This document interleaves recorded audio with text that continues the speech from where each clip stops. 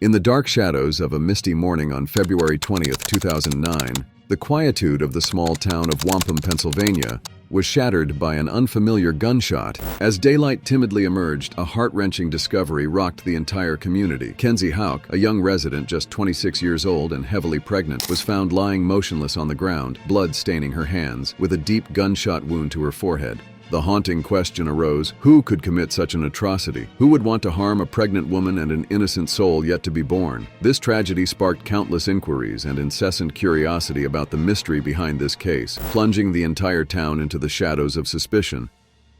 Who could harbor such cruelty towards an unborn soul and sow sorrow upon them both? Prior to her untimely demise, Kenzie was a mother to 2 young daughters and eagerly awaiting the arrival of her baby boy. Janessa, her eldest daughter, had just turned 7, while Adeline was merely 4. Kenzie wasn't just a hairstylist, she was a mother immersed in the bliss of her life. Her dreams had materialized as she escaped a past of abuse, stepping into a bright future with her impending marriage to the father of her unborn child. Alongside Kenzie, her husband-to-be Chris, also a father to another son, Jordan, aged 11, crafted the picture-perfect image of a loving family. Jordan, a 5th-grade student, a baseball player, and the striker of the soccer team his father coached, epitomized the essence of an all-American father-son duo. This was Kenzie's life, a young woman filled with hope and happiness, before her world was shattered by an unforeseen tragedy.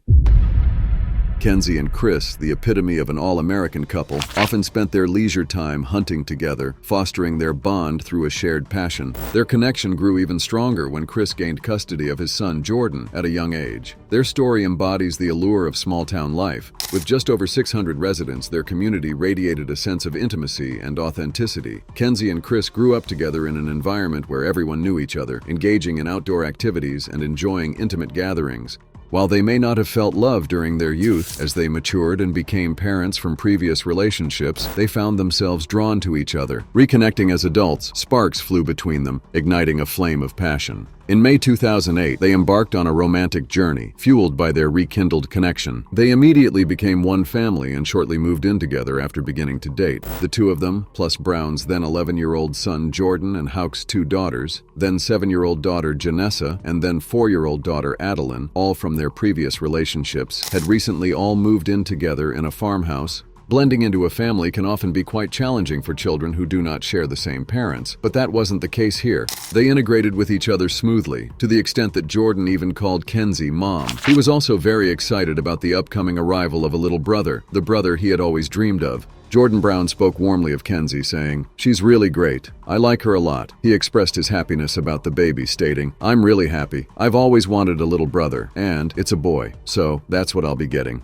However, the perfect fairy tale story of a small town turned into a nightmare one brisk February morning. That morning, Chris was off to work, and he worked at a nearby steel company. On the chilly morning of February 20th, 2009, Chris Brown headed to work a bit later than usual. It was a frosty day in Wampum, a small town in western Pennsylvania. Brown mentioned that his fiancée, Kenzie Houck, who was 8.5 months pregnant at the time, had asked him to stay home with her that day, but he decided to go to work. He said that decision was something that haunted me. Brown and Houck have been dating since they were teenagers and had planned to marry soon. This is their first child together, a baby boy they named Christopher. "She's very happy, that's what she wanted," said Debbie Howe, Kenzie's mother. "The clothes have been washed, the crib is ready, the diapers are in the right place and everything. Yes, she's ready." On the morning of February 20th, 2009, Jordan Brown described it as just a regular morning as he prepared for school. "My sister Janessa woke me up," said Jordan Brown. "I went downstairs, got my clothes, went in the bathroom, got dressed, and we just sat on the couch in the living room waiting. And then Kenzie told us to go because the bus is coming and we're going to be late. So we hurry up and went out the back door and ran down the driveway. Went to school. Around 8:15 a.m.,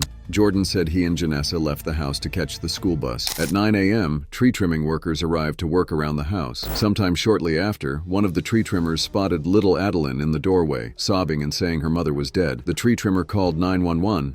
Upon first sight of Kenzie, the police and paramedics immediately suspected she had hemorrhaged. They called in the coroner, who quickly realized something was amiss upon assessing Kenzie's mobility. The police remember the coroner saying, "We have a problem, something you never want to hear." It was at that moment the gunshot wound was discovered. However, by then, the police had failed to properly secure the scene. Initially, they attributed Kenzie's condition to pregnancy-related issues, so they didn't consider it a crime scene. But upon finding the gunshot wound, they realized the gravity of the situation and the need to protect the area. Unfortunately, by then, the scene had been contaminated, with fingerprints and potential evidence compromised. During the investigation, the police found several firearms inside the house, which wasn't unusual given Chris and Jordan's hunting interests. However, they discovered 3 20-gauge shell casings outside. Jordan owned a 20-gauge shotgun, received as a Christmas gift just 2 months prior. One of the shell casings found was in pristine condition, hidden under a stack of frozen leaves along the fence, raising suspicions of possible tampering. Despite recovering some shell casings, the police couldn't identify the murder weapon. Chris, Kenzie's fiancé, was called in immediately and interviewed. He was quickly ruled out as a suspect. Next, the police interviewed Jordan and Janessa at their school, but unfortunately they didn't record the interviews. Janessa couldn't recall anything unusual from that morning except her mother urging them to hurry for the bus. Jordan had a similar recollection, except for some minor details as they were leaving the house.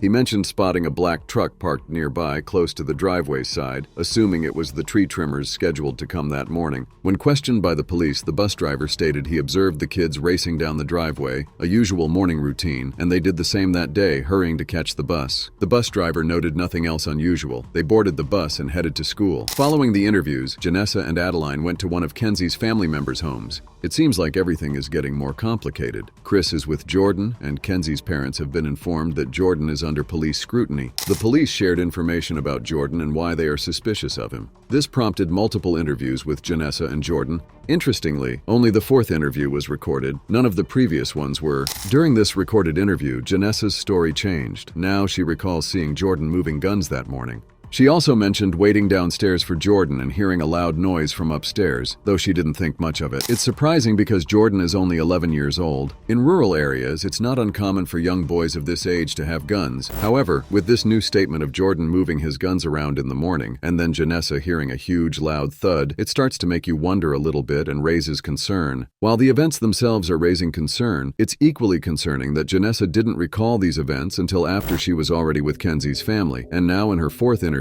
is when this new detail emerges. How would she not have remembered a loud thud initially, or the fact that Jordan was playing with his guns or moving his guns around that morning, especially if police are interviewing you about something that happened to your mom? It just seems a little unlikely to me, so the implication here is that as Janessa was waiting downstairs for Jordan, he shot Kenzie and then ran down the stairs as they both raced down the driveway and headed into the bus. But realistically, how would Jordan have had time to shoot Kenzie before leaving for school and getting on the bus? Especially if one of the last things they heard Kenzie say was basically scolding them, saying, "Hurry up, you're going to miss the bus." Janessa then shares another detail that she hadn't included in earlier interviews, which was that Jordan had thrown something out of his pocket as they were running to the bus. However, the bus driver, whose story has not changed at all, maintains that he watched both of them run down the driveway the entire time and he didn't see Jordan throw anything. As the police conduct these additional interviews, Jordan also begins to give more information, but this additional information concerns the black truck that was parked near the home.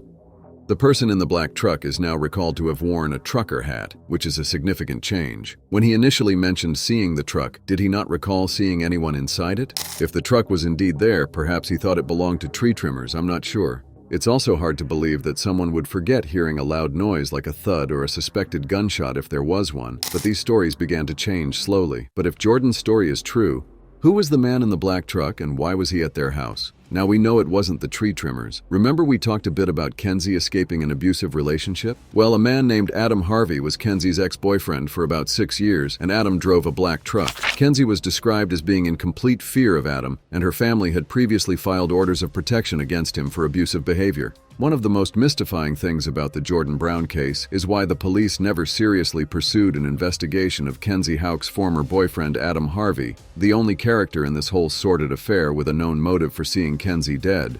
About Adam Harvey, who had been engaged in a bitter paternity and child support battle with Kenzie, and who, after paying for the support of Kenzie's youngest daughter Adeline for years, discovered through DNA testing that Adeline is not his daughter after all, and that Kenzie had not been honest with him in more ways than one. In a form submitted to the PFA, the victim wrote about her ex-husband. "Adam called my mother's and threatened to take my whole family out when he came to town. He has left several messages threatening to hurt me and my family. I am in fear of him hurting me physically or my family. He has a drinking problem that is uncontrollable. He has threatened to hire someone to hurt me several times. I have been talking to Shenango police and they listened to the message on my mother's cell phone and suggested to me to get a PFA.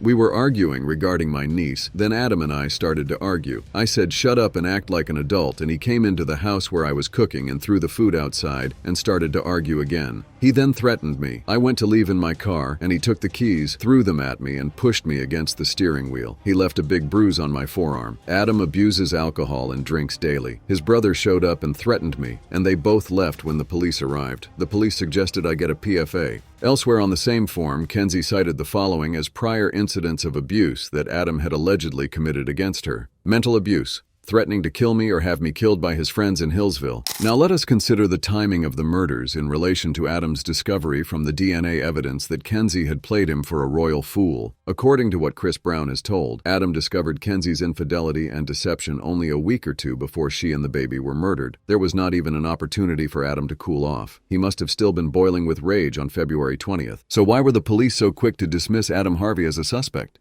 The police say that even though he'd returned to Newcastle from where he'd been living and working in North Carolina, Adam had a solid alibi on the morning of the murders because he was sleeping at his parents' home on Boston Avenue, and his truck was surrounded by newly fallen snow. There were no tire tracks when the police arrived, and his father vouched for him. Yet, given his relationships with low-life friends, and at least one family member who had threatened Kenzie, Adam certainly had the opportunity to hire someone or otherwise arrange with somebody to have Kenzie killed. His background report says he earns between $50,000 and $75,000 a year, so he probably had the means to pay. Given the victim's own assertion and belief that Adam could have hired a surrogate to do the hit, the police characterization of Adam's alibi as solid is, by any reasonable judgment, an overstatement to say the least. Why would the police have been so quick to back off? And remember, more than a year ago, Jordan's lawyers received a tip that Adam had tearfully admitted to a friend at a party, "I killed my old girlfriend," and this tip was passed on to police in writing, though more than a month later. Trooper Jeffrey Martin, who was heading up the murder investigation, denied to reporters any knowledge of this letter which had been addressed to him. So what was really going on? Why did Trooper Martin apparently lie?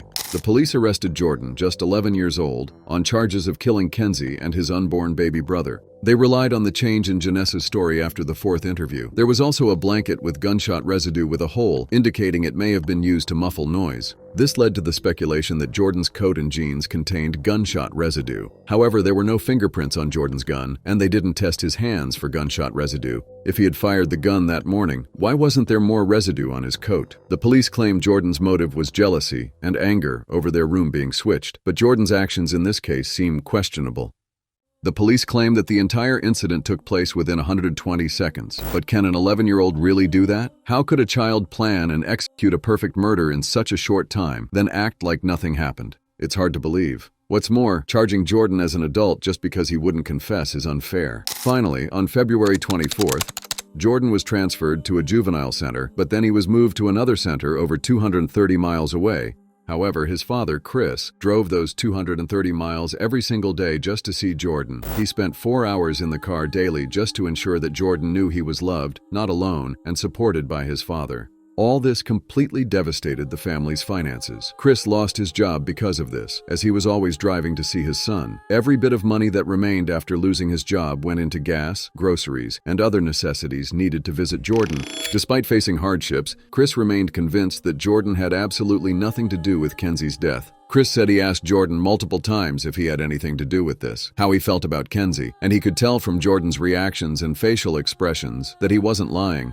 Jordan wasn't this sinister 11-year-old mastermind. He was just 11 years old and still believed in Santa Claus and the Easter Bunny, a pure, innocent child. Speaking of no motive, Jordan was charged on May 6, 2009 with 1 count of first-degree criminal homicide and 1 count of first-degree criminal homicide of an unborn child.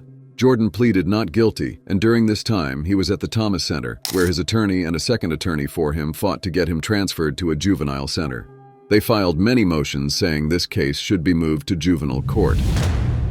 Nearly a year later, on March 29, 2010, the judge denied this proposal, still deciding to try Jordan as an adult. The reason given was a psychiatrist who had recently spent time with Jordan and concluded that since Jordan wouldn't take responsibility for his actions, rehabilitation within the juvenile court's jurisdiction was unlikely to succeed. Fortunately, in August 2011, the court declared that this case be immediately transferred to juvenile court. For years, Jordan remained silent about the accusations against his son, but today at Lawrence County Court, Jordan's father, Chris Brown, finally spoke out and he had much to say. Jordan loved Kenzie. He still loves and misses her, he said. I hope that justice is served, Jordan is released, and at this point you can't give back what's been taken, but we can move forward from today and try to make his life as best as possible, he said. However, Kenzie Houck's father has a different view on justice being served. He hopes the judge finds Jordan responsible for his daughter's death and expresses concern over what he calls lies told on the witness stand. Jordan's alleged involvement in this case was one of the biggest points of contention in the trial. The prosecution lacked significant evidence to prove his guilt. There were no eyewitnesses, no biological evidence linking Jordan to the crime, and no concrete evidence that the presented gun was the murder weapon. The evidence presented included subjective factors such as the smell of a gun, a single bacterial particle found on Jordan's coat, inconsistent statements from Janessa, and some shell casings discovered at the crime scene. Moreover, the investigators lacked expertise in forensic firearms examination, raising doubts about the validity of their conclusions. The trial lasted for 3 days, and on April 13, 2012, Jordan was adjudicated delinquent, equivalent to being convicted in juvenile court. He was sentenced to incarceration until his 21st birthday. However, on June 13, 2016, 2 months before turning 18, he was released on probation and placed under the custody of his aunt in Ohio. During his detention, Jordan taught himself to play guitar, excelled in basketball, and maintained an impressive GPA of 3.9. He also graduated from high school 3 days before his release and started college majoring in computer science. The Pennsylvania Supreme Court overturned Jordan's conviction on July 18, 2018, citing insufficient evidence. Jordan was completely exonerated from the crime he had been wrongfully convicted of 7 years earlier. Despite this victory, closure remained elusive, as the true perpetrator of the crime against Chris Brown's fiancée and her unborn child remained at large. Kenzie's daughters, living with their grandparents, still believed Jordan was responsible, fueled by the belief that he was jealous of the attention the new baby would receive.